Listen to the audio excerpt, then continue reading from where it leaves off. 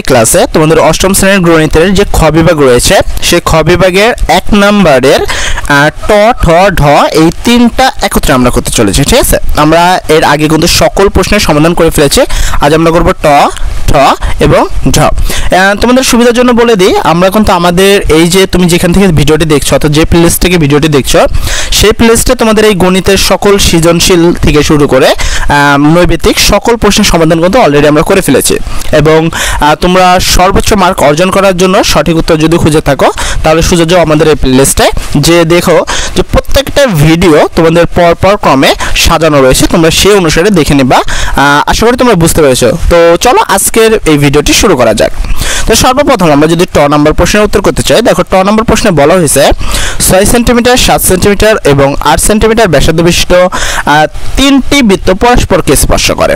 তার মানে এখানে তিনটা বৃত্ত পরস্পরকে স্পর্শ করে। ধরো এইটা একটা বৃত্ত, এইটাকে স্পর্শ করে তোমাকে আরো একটা বৃত্ত অঙ্কন করতে হবে।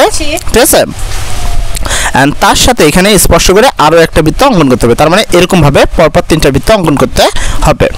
তো বৃত্ত তিনটির কেন্দ্র সমূহ যে ত্রিভুজ উৎপন্ন করে তার পরিসীমা নির্ণয় করতে হবে। মনে রাখতে হবে যে ত্রিভুজের পরিসীমা মানে হলো তার বাহুগুলোর তোমার যোগ করতে হবে। তিনটা বাহু থাকবে তাকে যোগ করতে হবে। আর 2 নম্বর প্রশ্ন হলো এই দুইটাকে গুণ করতে হবে। দেখো গুণ খুবই স্বাভাবিক, এটা একটা বাইনারি গুণ। এন্ড বাইনারি গুণ হলো তোমাদের সাধারণ গুণের মতো। আশা করি তোমরা সাধারণ গুণগুলো পারো। 1 শূন্য গুণ করলে কত 0, এরকম তোমরা যেভাবে সাধারণভাবে গুণ করতে সেটাকে বাইনারি গুণ বলা হচ্ছে এখানে। আর তারপর হলো ঢ নম্বর প্রশ্ন, এখানে বলেছে প্রচুরক নির্ণয় করো। প্রচুরক নির্ণয় করার একটি ছোট্ট সূত্র আছে, সেই সূত্রের মাধ্যমে তোমরা চাইলে প্রচুরক নির্ণয় করতে পারো। তো চলো আমরা প্রথমে ট নম্বর প্রশ্নের উত্তরটাই দেখে নেব। আমি যে ঠিক যেমনটি বললাম তোমাদেরকে যে তোমাদেরকে প্রথমে তিনটা ত্রিভুজ অঙ্কন করতে হবে। দেখো আমি এখানে তিনটা বৃত্ত অঙ্কন করছি। এখানে একটা বৃত্ত রয়েছে, এইখানে একটা বৃত্ত রয়েছে, আর এই কোণে একটা বৃত্ত রয়েছে। এবং এই তিনটা বৃত্তই আমি এমনভাবে অঙ্কন করছি যেন একজন আরেকজনকে স্পর্শ করে থাকে। ঠিক আছে, তুমি একটু ভালো করে খেয়াল করবে, এই জায়গাটা স্পর্শ করছে, এইটার এখানে স্পর্শ করছে, আর নিচেরটার এখানে স্পর্শ করছে। একটা ছোট্ট জিনিস যে কোনো বিন্দুর কেন্দ্র থেকে যে কোনো কিছুকে স্পর্শ করে সেটাকে বলা হয় ব্যাসার্ধ, যেটা প্রথমটা দেওয়া ছিল 6 সেন্টিমিটার। তাহলে আমরা এদিকেও 6 দিয়েছি, এই উপরে কিন্তু 6 দিয়েছে। সেম ভাবে দ্বিতীয় ছিল 7 সেন্টিমিটার, এখানেও 7, এখানেও 7। আর তারপরে হলো এটাও 8, আর এইটা হলো 8। তোমরা যদি একটু ভালো করে খেয়াল করো, আমি তোমাদের একটু জুম করে দেখিয়ে দিচ্ছি যে আমরা যেভাবে বৃত্তটা অঙ্কন করবো আমরা ঠিক এইভাবে তিনটা বৃত্ত অঙ্কন করে নিব। ঠিক আছে, বোঝার সুবিধাতে তুমি যদি খেয়াল করো তাহলে বুঝতে পারবা যে এইখানে দেখো একটা ত্রিভুজ গঠন করা হয়েছে, তাই না? এই ত্রিভুজের পরিসীমা নির্ণয় করতে হবে, যেখানে একটা বাহুর নাম এ দিয়েছে, একটা বি আর একটা সি। এই তিনটার পরিসীমা বের করতে হলে তোমাকে এই দুইটা বাহু যোগ করতে হবে, অর্থাৎ হলো এখানে কত তোমার 6 7 যোগ করতে হবে, এই বাহুটা যোগ করতে হবে, আর এই বাহুটা যোগ করতে হবে। তো চলো আমরা এবার প্রশ্নের উত্তরটা দেখে নিব। সর্বপ্রথম আমরা লিখে নিলাম যে আমরা যেটা দিয়ে শুরু করবো আর কি। তোমরা চাইলে প্রশ্নটাকে একটু ছোটভাবে করতে পারো। এখানে প্রথমে লিখবা দেওয়া আছে, তো আমরা লিখলাম হলো দেওয়া আছে প্রথম বৃত্তের ব্যাসার্ধ r সমান 6 সেন্টিমিটার, দ্বিতীয় বৃত্তের ব্যাসার্ধ r2 সমান 7 সেন্টিমিটার। সেম ভাবে তৃতীয় বৃত্তের ব্যাসার্ধ r3 সমান হলো তোমার কত 8 সেন্টিমিটার। যেখানে বৃত্তের কেন্দ্র ABC দ্বারা গঠিত ত্রিভুজের নাম হলো ত্রিভুজ ABC। এই যে এটার কথা বলা হচ্ছে। ঠিক আছে, এবার সেক্ষেত্রে আমাদের প্রথম বাহু, ত্রিভুজের প্রথম বাহু মানে ABC বাহু, প্রথম বাহু হলো AB। এর মধ্যে দুইটা কেন্দ্র রয়েছে, সেটা একটা R1 একটা R2। R1 এর মান 6 এবং R2 এর মান হলো 7, যেটা আমরা এই যে উপরে তোমরা দেখো এইমাত্র আমি বললাম যে R1 R2 এখানে খেয়াল করলে দেখতে পারবা। ঠিক আছে, এখানে দেখো R1 R2 এবং R3 তিনটা জিনিস কিন্তু রয়েছে, তো তোমরা চাইলে এখান থেকে দেখতে পারো। তো চলো আমরা এই খেয়াল করি। তো R1 এর মান ছিল 6 এবং R2 এর মান ছিল 7, এই দুটোকে যোগ করলে আসতেছে 13 সেন্টিমিটার। তার মানে উত্তর হবে 13। তারপরে দ্বিতীয় বাহু, এবার 2 নম্বর বাহুতে তোমাকে যেটা করতে হবে, দ্বিতীয় বাহু হলো BC, যার মধ্যে ছিল R2 এবং R3 মানে R2 নম্বর বৃত্ত এবং 3 নম্বর বৃত্ত দ্বারা গঠিত। R2 ছিল 7 সেন্টিমিটার, R3 ছিল 8 সেন্টিমিটার, দুটো যোগ করলে 15 সেন্টিমিটার। এবার তৃতীয় যে বাহু আছে সেটা CA, এর মধ্যে আবার দুইটা বাহু ছিল, সেটা R1 একটা বৃত্ত ছিল আর একটা ছিল হলো R3। তো R3 এর বাহু ছিল 8 সেন্টিমিটার, R1 ছিল হলো তোমার 6 সেন্টিমিটার, দুটো যোগ করলে কত হচ্ছে 17 সেন্টিমিটার। তাহলে আমরা ত্রিভুজের কি নির্ণয় করব? আমরা এই ত্রিভুজে তোমার পরিসীমা নির্ণয় করব। পরিসীমা মানে তিনটা বাহু যোগ করব, অর্থাৎ ত্রিভুজ ABC এর পরিসীমা AB plus BC plus CA। AB সমান পেয়েছি 13 সেন্টিমিটার, BC সমান পেয়েছি 15 সেন্টিমিটার এবং CA সমান পেয়েছি 14 সেন্টিমিটার। সবগুলো যোগ করলে হয় 42 সেন্টিমিটার, অর্থাৎ এটার উত্তর হবে 42 সেন্টিমিটার। আশা করি তোমরা বুঝতে পেরেছো। তারপর যদি কোনো সমস্যা থাকে কমেন্টে বলবে। আগামীকালের এক্সামের জন্য অবশ্যই তোমাদের ভালো একটা প্রিপারেশন নেওয়া উচিত। তো চলো আমরা এর পরের প্রশ্নটা দেখে নেব। তার আগে আরও একবার বলে দিতে চাই, তোমাদের এই সকল প্রশ্নের উত্তর কিন্তু আমাদের এই প্লেলিস্টে রয়েছে। যারা বাকি প্রশ্নের উত্তরগুলো চাচ্ছ, যেমন সৃজনশীল বা নৈবেত্তিক বা এক কথায় উত্তর, তাহলে আমাদের সুজয় প্লেলিস্টে চলে যাও, এবং যদি প্লেলিস্ট খুঁজে না পাও তাহলে ডিসক্রিপশনে চলে যাও, যেখানে লিঙ্ক দেওয়া রয়েছে। তোমরা চাইলে সেখান থেকেও এই প্লেলিস্টে তোমরা ভিডিওগুলো দেখে সুন্দর করে অ্যান্সারগুলো করে নিতে পারবে, এবং খাতায় বা যত পারো ইচ্ছা একটু প্র্যাকটিস করবে, কারণ আগামীকালের পরীক্ষাটা কিন্তু না দেখেই হবে। তো চলো এরপরে আমরা 6 নম্বর প্রশ্নের উত্তরে চলে যাব।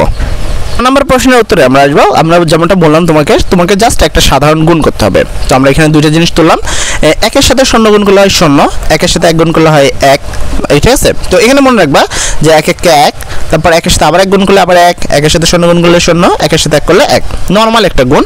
তারপর তোমরা 1 ঘর কেটে দেবা, তারপর আবার গুণ শুরু করে দেবা। তো এইভাবে করবা। এখানে একটু ছোট ভুল রয়েছে, তবে উত্তরটা এখানে অ্যাকুরেট আছে। তোমাদের আমি বলি, গুণটা তোমরা একটু প্রয়োজনে করে নেবা। এখানে উত্তরটা তোমাদের আসবে হলো 1001110, ঠিক আছে। তো এখানে ক্রমিক সাজানোটা একটু ভুল আছে, এখানে পরপর জিনিসটা সাজে নাই। তো তোমরা এই জিনিসটাকে একটু সাজা নেবা যেন এরকম জিনিসটা সোজা হয়, ঠিক আছে। তো আশা করি তোমরা গুণ পারো, এই একের গুণ তো ইজিলি করতে পারবা। তো আমরা চলে যাবো এবার 6 নাম্বার এবং সর্বশেষ প্রশ্ন, যেটা ছিল হলো নিচের সারণী থেকে প্রচুরক নির্ণয় করো।